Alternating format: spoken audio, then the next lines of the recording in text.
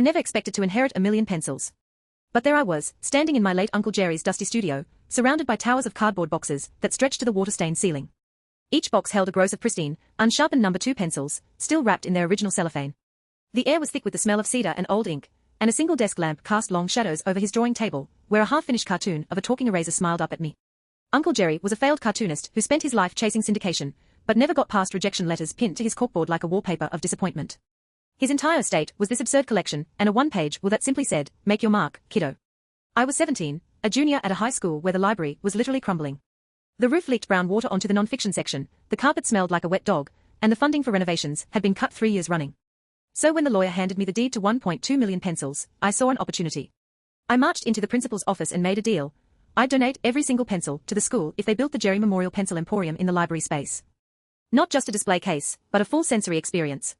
A room where you could walk in and be hit by the smell of cedar, a smell-o-vision chamber with fans pushing that sharp, woody scent through the vents. I wanted people to know the man who talked to his erasers, as if they were his only friends. The school board, desperate for any positive press, agreed. Construction started that summer. They tore out the mildewed carpet and installed sleek white shelves that curved like pencil shavings. The smell-o-vision room ended up being a small alcove with a cedar-lined ceiling and a button you pressed to release a burst of aroma oil, but it worked.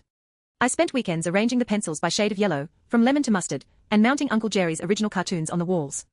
The opening day, I stood in the corner, watching kids wander through, sniffing the air and laughing at a drawing of a pencil sharpener with googly eyes. For a moment, I felt like I'd made his mark.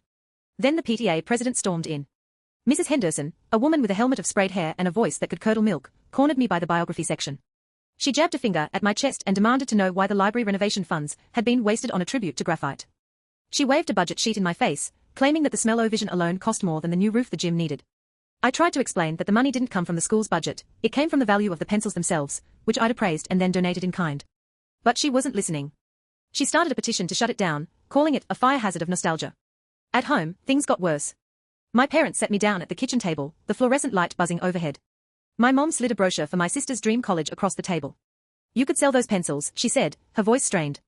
"Do you know how much 1.2 million No. 2s go for? That's tuition and then some." My dad just shook his head, muttering that I was an idiot for honoring the wish of a man who had conversations with his erasers. My sister, who'd always been the golden child, looked at me with this mix of pity and resentment that made my stomach twist. They wanted me to reverse the donation, claw back the pencils, and cash in. I told them I couldn't. Uncle Jerry's will wasn't legally binding in that way, but it was the only thing he'd ever asked of me. He believed in leaving a mark, even if it was just a line on a page. The escalation came at the next school board meeting. The room was packed. Mrs. Henderson read a list of grievances. The library still needed actual books, the smell-o-vision triggered a kid's allergies, and the whole thing was an eyesore. A few parents clapped. My hands were sweating as I stood up to speak, but then the librarian, a quiet woman named Miss Albright, took the mic. She talked about how, in the 3 weeks since the Emporium opened, library visits had tripled. Kids who'd never checked out a book were now hanging out after school, drawing in the sketchbooks she'd placed on the tables. She read a note from a shy freshman, who said the pencil museum made her feel like someone believed in starting small. The room got quiet. Then a man in the back, a local artist, stood up and offered to repaint the gym roof for free if it meant keeping the Emporium. The vote to shut it down failed by 2 hands. The climax wasn't a dramatic showdown but a slow, quiet realization. I visited the Emporium alone one evening after closing. The scent of cedar hung heavy, and I traced my fingers over a case.